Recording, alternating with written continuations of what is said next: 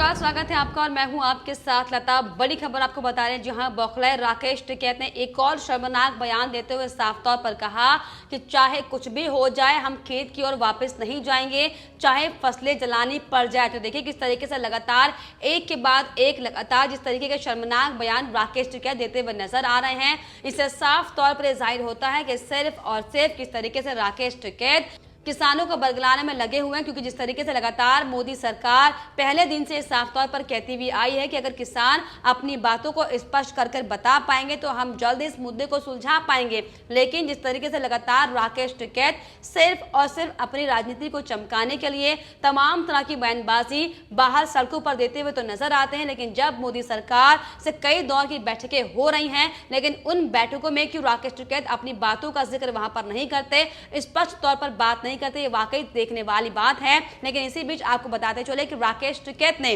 सीधे तौर पर साफ तौर पर यह बयान देते हुए कहा कि केंद्र किसी भी गलत धारणा में ना रहे कि किसान फसल की कटाई के लिए वापस जाएंगे और अगर वो जोर देते हैं तो हम अपनी फसलों को जला देंगे। देखिए जिस तरीके से लगातार राकेश टिकैत एक्टिविस्टों का सहयोग करते हुए नजर आ रहे हैं, क्लाइमेट एक्टिविस्टों का, लेकिन यहाँ पर खुद ही वातावरण को दूषित करने की बात करते हुए खुद राकेश टिकैत नजर आ रहे हैं। आपको बताते चले राकेश टिकैत ने यह भी कहा कि उन्हें ये नहीं सोचना चाहिए कि विरोध 2 महीने में खत्म हो जाएगा, हम फसल के साथ साथ विरोध करेंगे। ये बयान उन्होंने हरियाणा में दिया, जिस दौरान वो लगातार रेल रोको के आंदोलन को लेकर हरियाणा पहुंचे हुए थे। हालांकि जिस तरीके से हमने ये भी देखा कि कैसे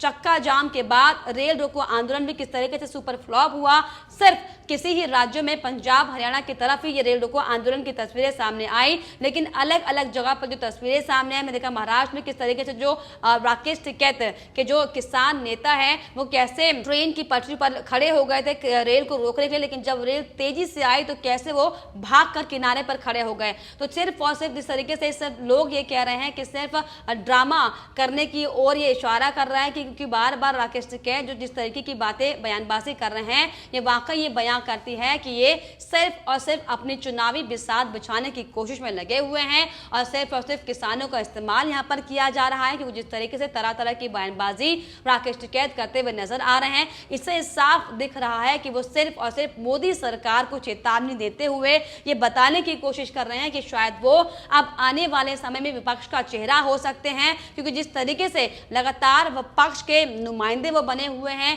विपक्ष के इशारों पर वो लगातार काम कर रहे हैं और जिस तरीके की बयानबाजी एक के बाद एक सामने आ रही है, ये साफ तौर पर ये बयान कर देती है कि आप अब मोदी सरकार को, पीएम नरेंद्र मोदी को साफ चेतावनी ये दे रहे हैं शायद कि अब आप विपक्ष का नेता होंगे, विपक्ष का चेहरा होंगे। इसी की कड़ी में, इसी की आड़ में आप सिर्फ और सिर्फ किसान आंदोलन का इस्तेमाल करके खुद की राजनीतिक बिसात बिछाने की कोशिश कर रहे हैं, जो कि वाकई बेहद शर्मनाक है। और आपको बताते चले पूरे घटनाक्रम के दौरान राकेश टिकैत किन किन तरह की बयानबाजी लगातार वो करते आ रहे हैं। उन्होंने कहा कि अब की बार हल क्रांति होगी, किसान अपने सभी कृषि औजारों के साथ दिल्ली जाएगा। अभी तो सरकार ने लाठी देखी थी, लेकिन सरकार ये नहीं जानती कि किसान की इस लाठी पर और भी बहुत सारे औजार लग सकते हैं। जो देखा किस तरीके से लगातार गुंडागर्दी की भाषा राकेश टिकैत बोलते हुए दिखाई पड़ रहे हैं। बताते चले राकेश टिकैत ने यह भी कहा कि हल क्रांति के लिए किसान अपनी सभी कृषि औजार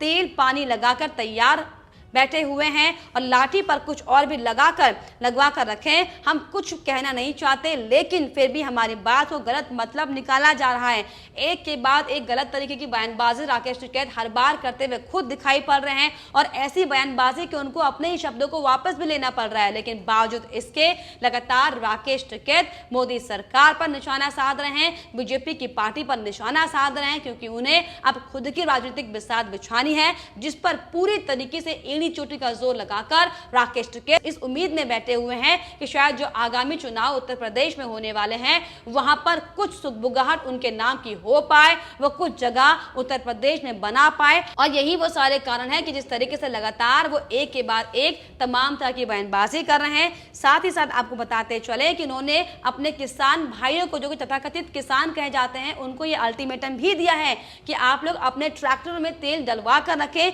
क्योंकि आपको तुरंत कभी कभी भी दिल्ली बुलाया जा सकता है। तो पूरी जो प्लानिंग राकेश टिकैत की है वो साफ तौर पर यहाँ पर दिखाई पड़ रही है कि कैसे उन्होंने एक बार पहले लाल किले में जो हिंसा करवाकर अपनी प्लानिंग को दिखाया था और एक बार फिर से वो मोदी सरकार को चेतावनी देते हुए दिखाई पड़ रहे हैं कि हमारी पूरी जो टीम ब्रिगेड है एक बार फिर से हिंसा करने को तैयार है। लेकिन जिस तरीके से जो तस्वीरें बार बार सामने आती हैं, राकेश टिकैत जो तरह तरह की बातें करते हैं, ये वाकई अब लोग इस पर कई सवाल खड़े कर रहे हैं कि जिस तरीके से राकेश टिकैत ने दावा किया था कि चक्का जाम उनका होगा और पूरे देश के लोग उनका समर्थन करेंगे, लेकिन जिस तरीके से तस्वीरें सामने आई देश के अलग अलग कोनों में, जिस तरीके से राकेश टिकैत को लोगों ने नकारा, ये साफ हो गया कि अब लोगों को ये समझ आने लगा है कि राकेश टिकैत सिर्फ और सिर्फ किसानों की आड़ में किसी के नुमाइंदे बनकर काम कर रहे हैं और हो सकता है उनको ये लालच दिया गया हो कि अगर आप इस तरीके की हिंसा फैलाते हैं तो आपको राजनीतिक लाभ दिया जाएगा और इसी कड़ी में लगातार वो राजनीतिक लाभ पाने के लिए किसी भी सूरत पर कोई भी काम करने को उतारू हैं और देश विरोधी ताकतों के साथ मिलकर लगातार किस तरीके से किसान आंदोलन की आड़ में जिन जिन कामों को वो अंजाम दे रहे हैं ये सबके सामने है। साथ ही आपको बताते चले कि राकेश टिकैत ने यह भी कहा था कि ना तो पंच बदला है और ना ही मंच बदला है। तो राकेश टिकैत लगातार अड़े हुए हैं अपनी जिद पर। हालांकि मोदी सरकार, पीएम नरेंद्र मोदी कई बार सदन से कह चुके हैं कि एमएसपी ना कभी गई थी, ना कभी गई है, ना कभी जाएगी, लेकिन बावजूद इसके राकेश टिकैत को शायद ये शब्द समझ नहीं आते, शायद हिंदी भाषा समझ नहीं आती, क्योंकि लगातार मोदी सरकार के बार बार आग्रह करने के बाद भी राकेश टिकैत अपनी जिद पर अड़े हुए हैं, अपने तथाकथित किसानों को लेकर हुड़दंग मचाने में अड़े हुए हैं, जिसको लेकर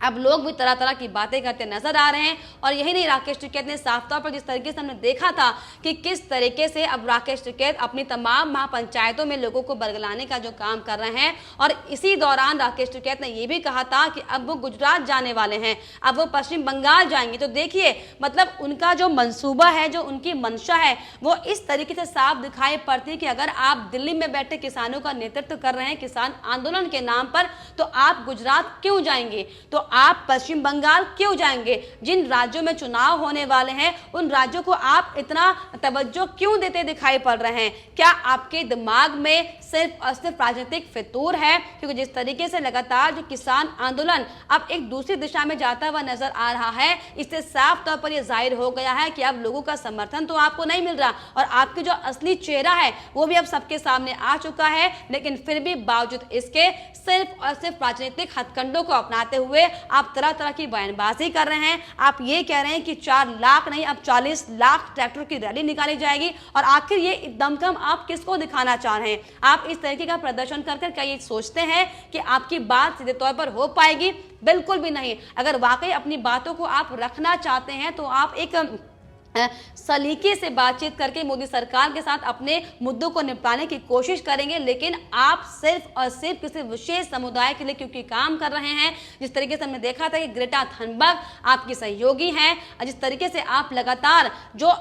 षड्यंत्र आपने जो मिलकर रचा था बाहरी शक्तियों के साथ मिलकर, इसका खुलासा अब पूरी तरीके से हो चुका है। लेकिन सिर्फ और सिर्फ दंगों को और भड़काने के लिए, सिर्फ और सिर्फ मामले को तूल देने के लिए आप इस तरह की बयानबाजी कर रहे हैं कि आप 40 लाख ट्रैक्टर लेकर जाएंगे। जिस किसान के पास सोचिए खाने के लिए पैसा नहीं है, खाने के लिए रोटी नहीं है, उसके पास 40 लाख ट्रैक्टर कैसे आएंगे? इसका अंदाजा क्या आप कभी लगा सकते हैं कि आप क्यों लगातार करोड़ों की संपत्ति होने के बाद खुद को एक गरीब किसान कहते हैं? तो पूरी तरीके से राकेश टिकैत की यहाँ पर पोल तो खुलती हुई दिखाई पड़ ही रही है, लेकिन इन सब के बीच वाकई बड़ा सवाल आखिर यहाँ पर यह खड़ा होता है कि आखिर क्यों सिर्फ और सिर्फ हर बार देश के मुद्दों को लेकर, देश के लोगों को इस्तेमाल कर कर, देश के अन्नदाताओं का नाम इस्तेमाल करके आप क्यों इस तरीके की ओछी राजनीति करते हुए दिखाई पड़ते हैं, जो कि वाकई बेहद शर्मनाक। और इससे शर्मनाक एक और बात यह है कि कौन वो शक्तियां हैं जो देश में रहकर खुद को देशवासी बताकर देश विरोधी ताकतों के साथ मिलकर आपका समर्थन कर रहे हैं। लगातार आपको आगे के लिए पुश किया जा रहा है कि आप जाइए और हम आपके पीछे खड़े हैं, आपको लगातार फंडिंग मिलती रहेगी। आपको खाने पीने की कोई दिक्कत नहीं होगी, आपको सड़कों पर वाईफाई की कोई दिक्कत नहीं होगी। आखिर वो कौन से ऐसे तंत्र हैं जो इन गुंडों को तथाकथित किसानों को लगातार समर्थन दे रहे हैं, जो इतना उनका हुजूम बढ़ गया है कि वो सीधे तौर पर देश के सबसे बड़े पद को लेकर जिससे कि चेतावनी वो दे रहे हैं मोदी सरकार को कि हम चाहे कुछ भी हो जाए वापस घर नहीं जाएंगे, चाहे हमको अपनी फसल जलानी पड़ जाए। देखिए कितनी किस तरीके के शब्दों में उनकी गुंडागर्दी साफ तौर पर दिखाई पड़ रही है। तो वाकई ये कहना बेहद लाजमी है कि अब ये किसानों की आड़ में जो मुद्दा लेकर जो राकेश टिकैत जो कि खुद को किसानों का नेता कहते हैं जो आए थे, अब इनकी असली पोल पट्टी सबके सामने खुल चुकी है कि आप सिर्फ और सिर्फ अपनी राजनीति को चमकाने के लिए मैदान में उतरे थे और यही वो वजह है कि अब आप अलग अलग प्रदेशों में जाकर अलग अलग राज्यों में जाकर अपने नाम को अपने चेहरे को दिखाने की कोशिश करेंगे ताकि आपको आगामी चुनाव में आगामी विधानसभा चुनाव में इसका लाभ मिल सके, जो कि वाकई बेहद शर्मनाक है। और इस पर आपकी क्या कुछ राय हमें कमेंट बॉक्स में जरूर लिखिएगा। साथ ही हमारे चैनल को सब्सक्राइब करना भी ना भूलें।